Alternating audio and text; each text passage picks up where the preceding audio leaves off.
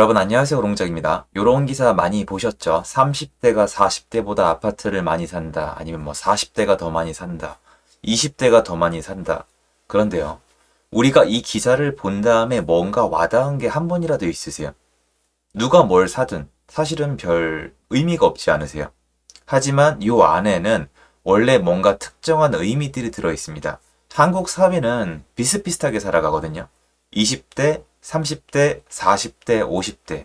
선배님들은 더 잘 아시겠지만 그때그때 인생마다 다르지만 집에 대한 어떤 매수의 형태가 다릅니다. 그래서 30대가 40대를 추월하고 20, 30대가 가장 많이 사는 시장이 올 것이라고 제가 말씀드린 지가 1년이 됐습니다. 그런데 내용을 들어보시면 대단한 건 전혀 없어요. 언론이 다루지 않을 뿐이죠. 20, 30대가 집을 제일 많이 살 것입니다가 아니었어요. 저는 그런 미래를 보는 능력이 없고요. 20, 30대 밖에 집을 못 사요. 지금 시장에 대해서 설명하기에 정말 너무 좋거든요. 요 기사 이전에 6개월 전에는 20대 얘기 많이 나왔어요. 갑자기 20대가 돈이 어디 있어서 20대 부동산 시장 큰 손으로 등극하나 이런 기사 나왔었는데 그때도 말씀을 드렸었습니다. 자, 지금 나온 30대 큰 손 등극 기사 어떻게 보는 게 좋을까요? 그거 한번 다뤄보도록 하고요. 이 기사를 자세히 파악해 보면요. 지금 시장이 상당히 많이 보이고 미래 시장도 상당히 대비하는데 유용하겠습니다. 시청하시기 전에 구독하기, 좋아요, 멤버십 부탁드리고요. 멤버십은 매주 토요일 라이브를 진행하고 있습니다. 그리고 제 강의 정보는 아래 링크에서 확인이 가능하세요. 부산일보에서 나왔지만 이런 기사 굉장히 많이 있습니다.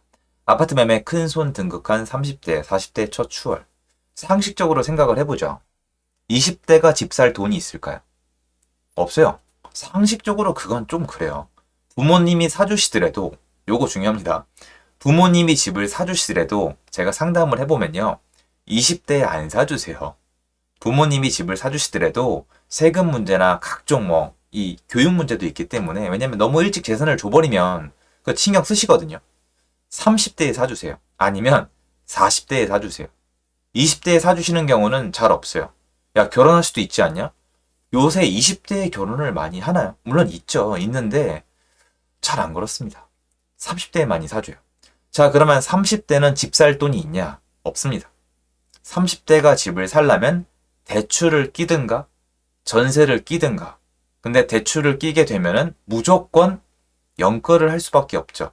한국의 연끌의 기준은 해외랑 완전히 달라요. 많은 사람들의 연끌의 기준은 저랑 너무 다른데요. 예를 들어 볼까요? 제가 좀 단편적으로 예를 들고 싶은 곳은 일본이에요. 일본은 만약에 이거 실제로 체크해 보세요. 일본에 지금 계신 분이나 일본에 집 있으신 분들은 물론 그 집이 있다는 뜻은 복잡한 과정이 있거나 아니면 그쪽에 살고 계신 분이겠지만 일본에 집을 살 때 어떻게 되는지 제가 말씀을 드려볼 테니까 한번 검증을 해보세요. 자, 일본에 여러분이 집을 사요. 대출이 몇 프로 나올까요? LTV. 사실 일본 분들은요. LTV란 개념을 몰라요. 왜냐면 알 필요가 없거든요. 대출이 몇 프로 나올까? 60%? 70%? 정답은 120%까지 나옵니다. 아직도 나와요. 무슨 말이냐면은 너 이 집 사면 세금도 내야 되고 좀 고쳐야 되니까 더 해줄게. 120% 해줘요. 그러면 금리가 몇 프로냐? 전 이걸 지금 잘 알 수밖에 없는 타이밍이에요. 금리가 1%예요.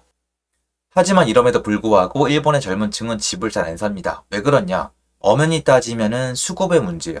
여러분 다마신도시 들어보셨죠? 일본 수도에서 멀지 않아요. 다마신도시가 집이 비었어요.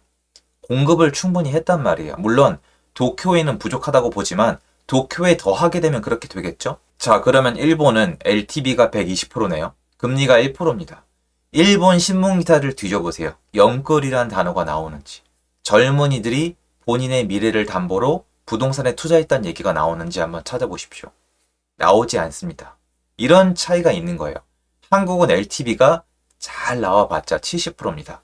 집이 10억이면 7억 나오면 다행입니다. 7억 받으면 그것도 능력입니다. 그런데 한국은 10억짜리 집에 7억 대출을 받으면 연끌이라고 표현을 해버립니다. 그럼 그렇게 따지면 지금 30대는 연끌을 할 수밖에 없죠. 또는 전세를 끼고 사야 되는데 요새 그것도 잘 하기도 어렵고 잘 하지도 않습니다. 그러면 앞으로 신문기사는 또 뭐가 나올까요? 두고 보세요. 제가 항상 얘기한 대로 나오잖아요. 맞추는 게 아니라 과거의 반복이거든요. 이거 2년 전에 반복됐었잖아요. 30대 영끌이 살아났다는 기사가 나올 겁니다. 하지만 그거는 30대가 집을 산 거예요. 자, 그러면 본론으로 들어와서 왜 30대가 갑자기 큰 손으로 떠올랐을까요? 저는 지금으로부터 1년이 넘는 시간 동안 지금 부동산 시장의 중요한 부분은 누가 사고 누가 파느냐. 그리고 사는 사람 입장에서는 전월세 시장이 중요하다 그랬고 파는 사람 입장에서는 정부 정책과 세금 그리고 금리가 중요하다고 말씀을 드렸습니다. 자, 그러면 누가 사고 누가 파냐가 굉장히 중요하다는 뜻이잖아요. 자, 지금 1년 동안 회복을 시킨 건 누굴까요? 지금 다주택자는 집을 못 사요. 다주택자가 별것도 아니에요, 여러분. 집이 한 세 채 있으면 못 사요. 취득세 12.4% 못 냅니다. 그러면 집이 있던 분들은 집을 못 사요. 자, 일단 이거부터 찝어내죠.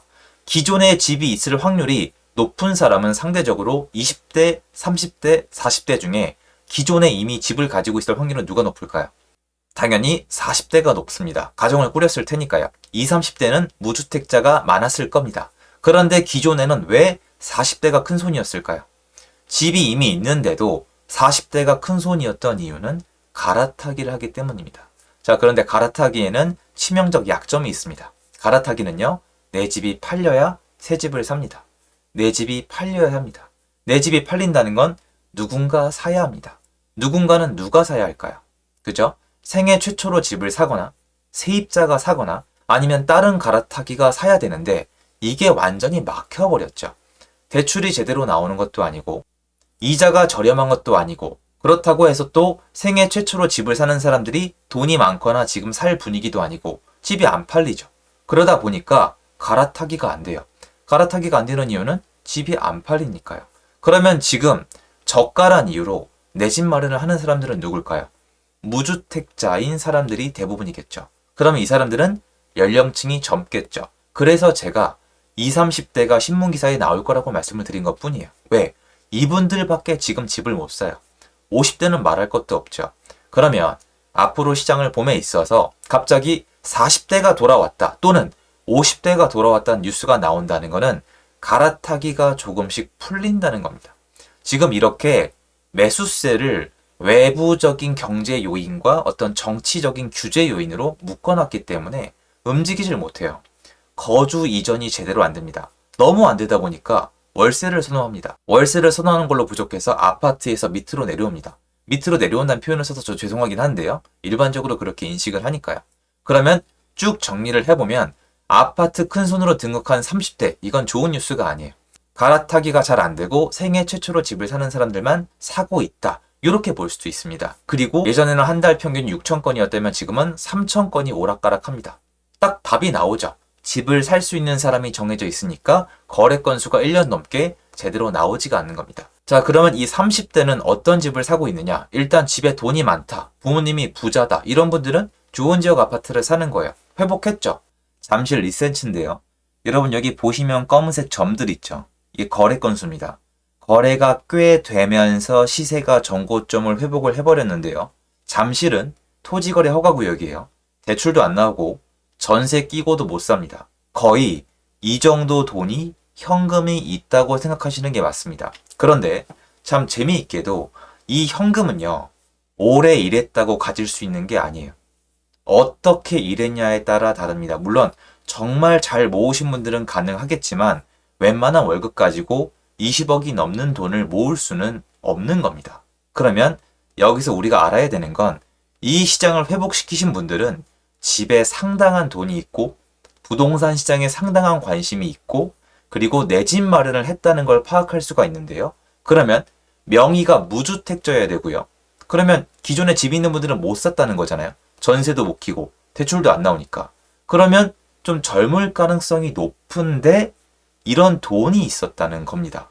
그럼 제가 정리를 해보자면 젊은데 이미 돈이 꽤 있는 사람이 주요 지역에 내 집 마련을 하면서 회복을 이끌었다라고 얘기할 수가 있는 겁니다. 그리고 그 나머지 아파트는 어떻게 되냐면 다주택자나 아니면 집을 가지고 있다가 버티지 못한 분들이 급매물로 내놓으면 그 급매물만 샀습니다. 왜? 생애 최초로 사는데 지금 이자가 쌉니까? 세금이 쌉니까? 분위기가 좋습니까? 뭐라도 나도 해지를 해야 될 거 아니에요? 싼 거를 사는데 그 급매가 계속 줄어들었습니다. 그러면 급매가 부족해지는 시점에서는 한동안 안 사겠죠. 그러면 지금 시장이 다 해석이 됩니다. 그래서 앞으로 여러분들은 40대, 50대가 갈아타기를 할 수 있는 시장으로 전환이 되는지를 보는 게 중요할 거고, 그 시장이 오면 제가 또 영상을 만들어서 설명을 드리도록 하겠습니다. 오늘 영상 도움됐으면 좋겠고요. 좋은 하루 되십시오. 감사합니다.